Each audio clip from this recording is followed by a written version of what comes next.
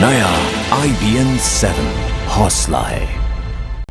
अब वो खबर जो हौसला देती है, हौसला भाईचारे का, हौसला इंसानियत का। दिल्ली के त्रिलोकपुरी में जब नफरत और हिंसा अपने चरम पर थी, उस वक्त भी बहुत से लोग थे जिन पर नफरत की हवा हावी नहीं हो पाई और उन्होंने नफरत को दरकिनार कर भाईचारे और दोस्ती की मिसाल कायम की। देखिए, दिल्ली के त्रिलोकपुरी से आई इंसानियत को तरजीह देती और नफरत को तमाचा जड़ती ये रिपोर्ट।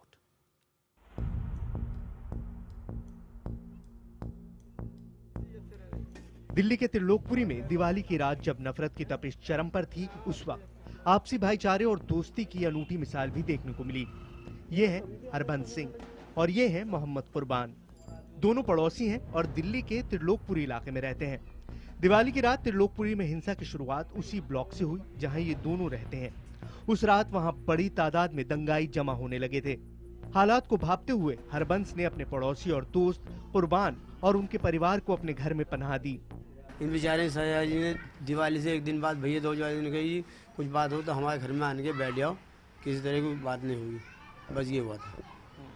फिर पथरा वथरा हो रहा, हम तो अपने घर में आने के आराम से बैठ गए।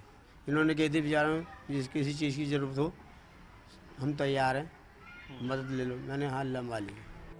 भाईचारे और दोस्ती की ये कहानी 30 साल पुरानी है। हरबंस के मुताबिक कुर्बान के परिवार को पनाह देकर उन्होंने न सिर्फ दोस्ती और भाईचारा निभाया बल्कि 30 साल पुराना कर्ज भी चुकाया, कर्ज जान की अमान का।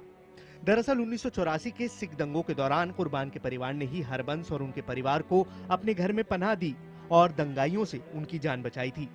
उस दौरान जो है ये सामने वाले हैं हमारे, ये हाजी कुर्बान थे भाई, यहाँ आ गए। मैं कहा ऐसे है क्या आप अंदर बैठो, अंदर बैठो, जो चाय पानी खाना पीना जो भी है, जो हमारा फर्ज है हम आपके साथ हैं।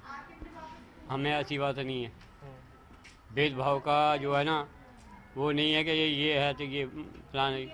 दिन में 1 दफ़ा जाना है या 2 दफ़ा जाना है, बुर्का पहन के लैट्रिन जाया करता था।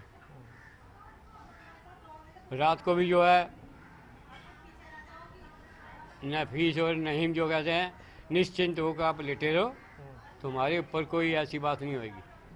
हम जब तक हैं तुम्हारा कोई बाल वाका नहीं कर सकता।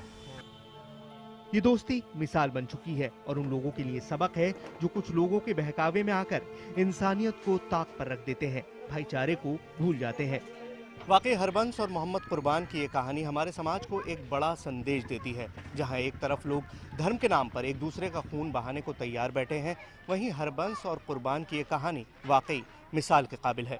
सैयद सुहेल, दिल्ली, IBN 7।